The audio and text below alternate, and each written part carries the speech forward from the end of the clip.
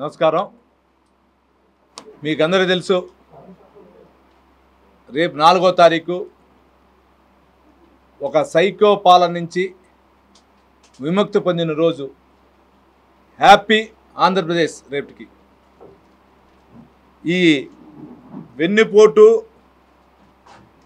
గొడ్డలి వేటు పేటెంట్ అది ఉన్నటువంటి జగన్మోహన్ రెడ్డి ప్రభుత్వం కమ్మంద హస్తాల నుంచి రేపు బయటపడిన రోజు. అయితే రాష్ట్ర ప్రజలందరూ జూన్ 4వ తారీఖు ఉదయం 11 నుంచి చాలా సంతోషంగా ప్రశాంతతగా చాలా హ్యాపీగా ఉన్న రోజు రేపు జూన్ 4.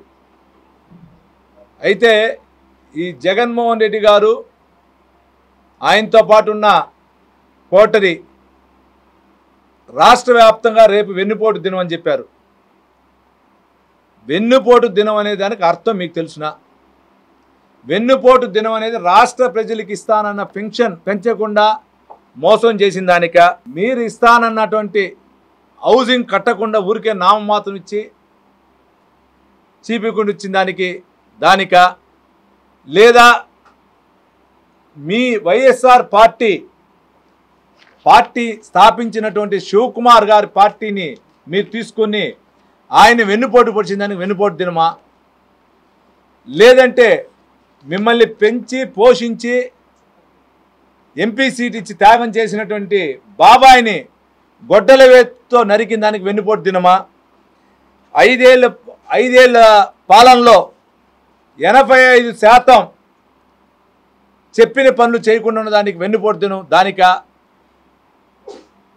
కన్న తల్లి కన్న చెల్లిని ద్రోహం చేసి బయటికి పంపించిన దానికి వెన్నుపోటు దినం చెప్పేదానిక? లేదంటే మద్యపానం గెలిచిన వెంటనే మద్యపానం నిషేధం చేస్తానని చెప్పి చేయకుండా ఉన్నదానికి వెన్నుపోటు దినమా? ప్రతి సంవత్సరం మెగా డిఎస్సి చేస్తానని చేయకుండా దానికి వెన్నుపోటు దినమా?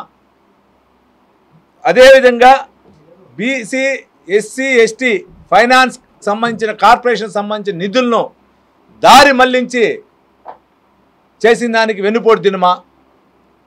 టీచర్స్ని మద్య అంగిల్లో పోయి కౌంటర్ సేల్గా పెట్టిన దానికి, అమ్మే సేల్స్ బాయ్గా పెట్టిన దానికి వెన్నుపోటు దినమా? మీరు దేనికి వైసీపీ నాయకులు రేపు వెన్నుపోటు దినంగా పెట్టాలో ఒకసారి ఆలోచించుకోండి.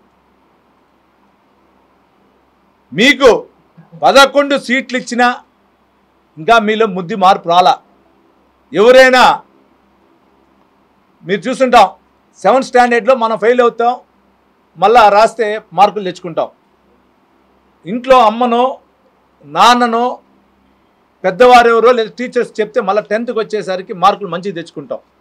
కానీ మీకు ఆ పొజిషన్లో ఎవరు చెప్పే మాటలు వినేవారు కాదు. మీరు కానీ ఈయన కోటలతో ఉండేవాళ్ళు నాయకులు కానీ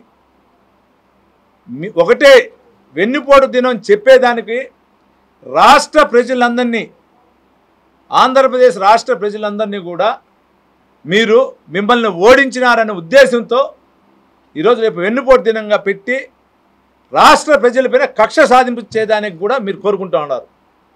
అంటే రేపు వెన్నుపోటు దినంగా పెడుతూ అన్ని చోట్ల ధర్నాలు ఘర్ష వాతావరణం చేసి ప్రజలందరినీ ఇబ్బంది పాలు చేయాలని చేస్తున్నారు. అంటే మీరు గత 2019 నుంచి 24వ సంవత్సరం వరకు మీరు చేసిన సైకో పాలన కానీ, మీరు మీకు ఉన్నటువంటి ఎమ్మెల్యేలు కానీ, మీలో ఉన్నటువంటి మంత్రులు కానీ చేసినటువంటి పాలన వల్ల ప్రజలు ఇబ్బంది పడిందో, ఏ విధంగా ఇబ్బంది పడిందో మీకు తెలుసు.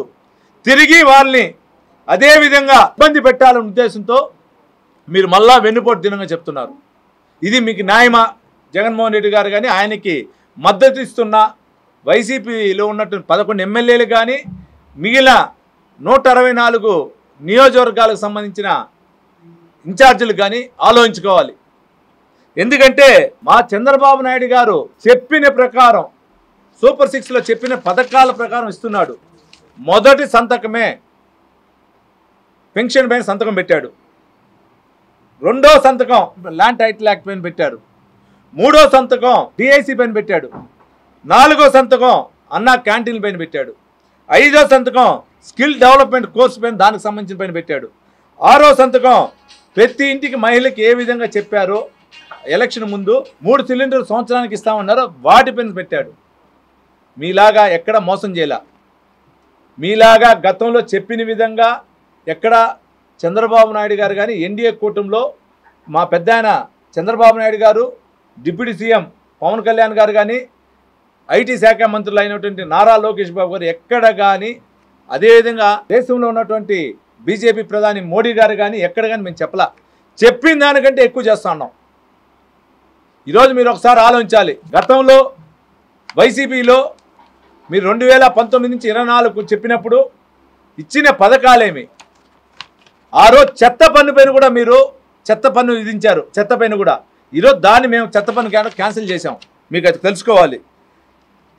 సుమారు రైతులకి 1674 కోట్లు ధాన్యం కొనుగోలు చేసిన రైతులకు కూడా ధాన్యం డబ్బు రిలీజ్ చేయడం జరిగింది. అన్నా క్యాంటీన్లు మూసేసిన 203 అన్నా క్యాంటీన్లు మూసేస్తే దాంట్లో 21 అన్నా క్యాంటీన్లు తెరిచాం. దీంతో పాటు 21 దేవాలయాల్లో నిత్య అన్నదానం ప్రారంభించాం మీరు క్లోజ్ చేస్తే. అదేవిధంగా సుమారు రాష్ట్ర వ్యాప్తంగా 30,000 పనులకి శ్రీకారం చుట్టాం. ఎక్కడెక్కడైతే మీ గత ప్రభుత్వంలో రోడ్లు డ్యామేజ్ అయి ఉన్నిందో ఆ రోడ్లు డ్యామేజ్ డబ్బు లేకపోయినా గుంతలు పూడ్చే కార్యక్రమం పెట్టి ప్రజలకి అసౌకర్యం లేకుండా చేశాం. ఇది కాకుండా ఎన్ఆర్జీఎస్ ద్వారా కూడా ఎక్కడైతే గోశాలలు కావాలి గోవులు పెట్టుకున్న ఉన్నారో వాళ్ళకందరికి కూడా గోశాలలు ఇవ్వటం జరిగింది. ఎన్ఆర్జీఎస్ ద్వారా ఎక్కడెక్కడైతే ప్రజలకు అందుబాటులో కావాల్సినటువంటి ఇంకుడు గుంతలు ఈ ఎండాకాలం కట్టివ్వటం జరిగింది. ఇటువంటి అన్ని పనులు కూడా మేము చేసాం. కానీ మీరు ఎక్కడైనా చేశారా? మీరు మీ కుటుంబ సభ్యులు దోచుకోవడం తప్పించి ఎక్కడైనా చేశారా? ఒకసారి ఆలోచించండి. మేము ఈరోజు మీకు ఇంకోటి సూపర్ 6 పథకాలు అమలుపరచలా అన్నారు. ఈ నెల నుంచి తల్లికి వందనం ఈ నెల రిలీజ్ అవుతా ఉంది. అదేవిధంగా మహిళలకు ఆర్టీసీ బస్సు ఆగస్టు 15 తారీఖు నుంచి స్టార్ట్ జరుగుతూ ఉంది. అన్నదాత సుఖీభవ 3 విడతలుగా ఈ నెల ఇస్తూ ఉన్నారు. అన్నదాత సుఖీభవ. అదేవిధంగా ఆల్రెడీ మేము చెప్పిన సూపర్ 6 పథకాల్లో గ్యాస్ ఇవ్వటం జరిగింది. ఆ గ్యాస్కి కూడా 3 సిలిండర్ డబ్బు ఒకేసారి వాళ్ళకి అకౌంట్ వేసేదానికి కూడా ఆలోచించి నిర్ణయం కూడా తీసుకుంటున్నారు. అదేవిధంగా 20 లక్షల జాబ్స్ సంవత్సరానికి 5 లక్షల లెక్కన ఇవ్వాలనుకున్నారు. ఆల్రెడీ ఇప్పుడు 5 లక్షల జాబ్కు సంబంధించిన వర్క్ జరుగుతుంది. ఆల్రెడీ 50,000 మందికి జాబ్లు ఇవ్వటం జరిగింది. కొన్ని ఇండస్ట్రియల్ పరంగా మిగిలిన 4,50,000 కూడా తొందరలో అంటే ఈ సంవత్సరం డిసెంబర్లో అవి కూడా కంప్లీట్ చేస్తున్నారు చెప్పిన మాట ప్రకారం. ఇంకొకటి ప్రతి మహిళకి 1,500 రూపాయల ఆడబిడ్డ నిధి అన్నారు. అది కూడా ఇస్తారు తొందరలో. ఇన్ని పథకాలు ఇచ్చినప్పుడు ఒక్క పథకం ఉంటుంది, ఆ పథకం కూడా ఇస్తారు. మీలాగా మోసం చేసేది చంద్రబాబు నాయుడు గారు కానీ ఎన్డీఏ కూటమికి ఎక్కడలా.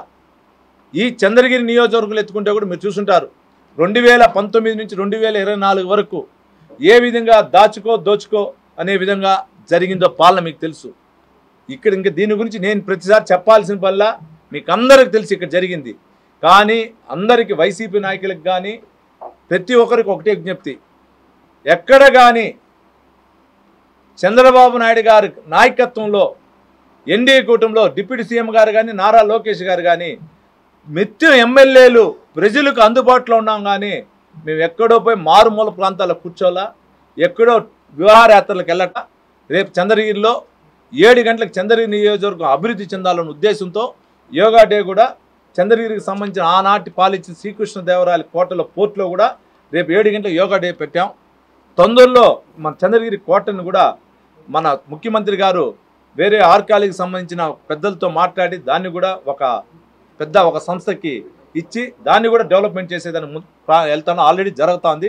అది కూడా యుద్ధ ప్రాతిపాదన కూడా జరుగుతుందని తెలియజేసుకుంటూ ప్రతి ఒక్కరికి కూడా రేపు హ్యాపీ ఆంధ్రప్రదేశ్ 4వ తేదీ సైకో పాల నుంచి సైకోకు సంబంధించిన ఎమ్మెల్యే నుంచి విముక్తినైన మన చంద్రగిరి నుంచి కానీ రాష్ట్రం కానీ రేపు హ్యాపీ ఆంధ్రప్రదేశ్ ఉంటుంది. కాబట్టి అందరికి కూడా ప్రజలందరికీ కూడా కృతజ్ఞతలు తెలియజేసుకుంటున్నాను. Please subscribe to Leo news for more videos.